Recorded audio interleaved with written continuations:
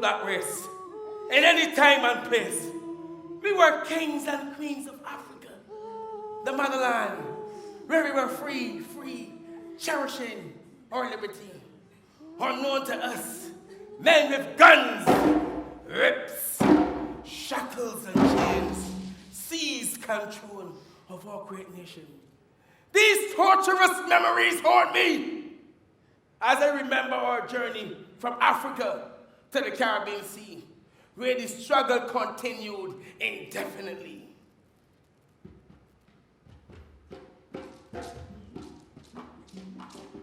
Our militant efforts were in vain when we tried to defend these spiritual lands that was once ours. Seized by the hands of the Europeans, we were overpowered by the hands of our captors. Thousands slaughtered, shot, slung, and lassoed as we were hunted like animals. The body died and the wounded remained as the strong was forced in the belly of a ship, packed to capacity in the most deplorable conditions, painfully mourning and groaning as we powered the ship motherly when the wind left its sails, heading for lands we never knew. But for once, we never forgot our loved ones, the blood and the sweat that covered the hills and valleys of Africa.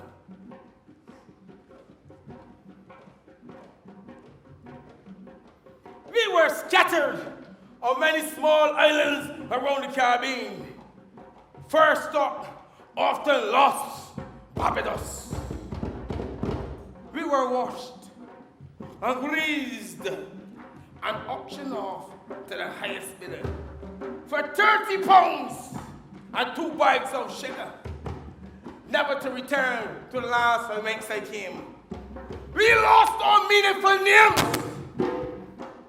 as they called me nigger, negro, slave boy, a badge of bloody heroship. We were transported in some iron cages along a rocky bamboo road to a big white house known as a plantation. Digging yams and planting canes in the boiling sun and the pouring rain. Let's crack in our butts! And pain always reminded us that we were slaves. For many years we fought for our freedom. Burned canes, poisoned, and murdered our captors. But tonight is the night when we will fight and assert our claims to freedom. Tonight is the night when we will fight and assert our claims to freedom. I want to go home in that land when I'm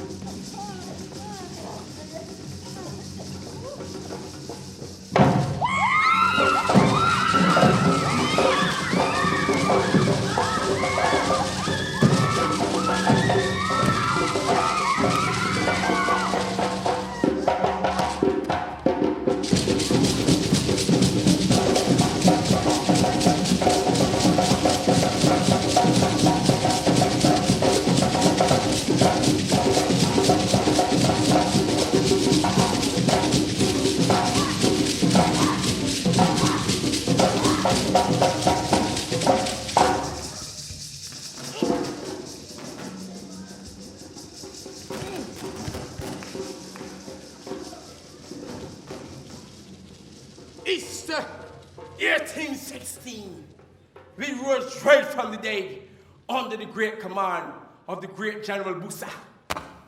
captives asserted their dignity in battle for liberation. As our revolt was revolted by the hegemony of white racist supremacy and control weaponry, MAAFA did! MAAFA fled!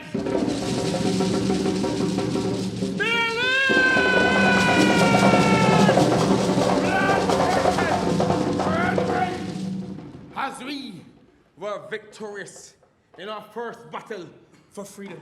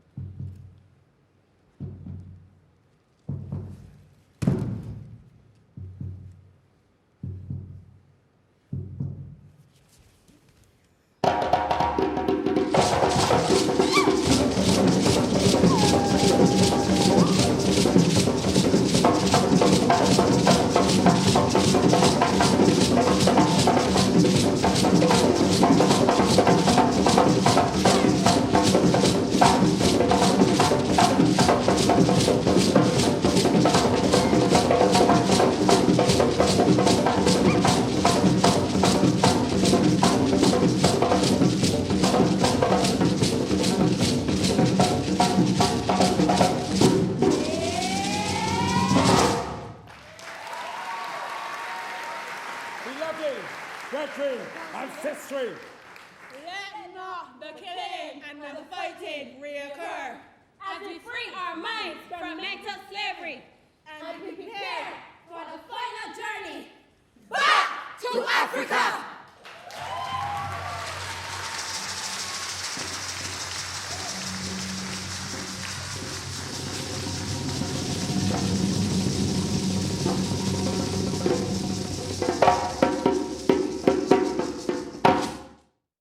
In November 1781, as a result of a lengthy voyage across the Atlantic on board a British slave ship, Zound, 132 of our enchained Africans, from a total of 470, died from the inhumane conditions. The captain instructed, throw the slaves overboard, because there was a limited supply of water. Then he sought on arrival in Jamaica to access compensation for the loss of his property. The souls of the enslaved Africans are in a watery grave sitting at the bottom of the Atlantic Ocean.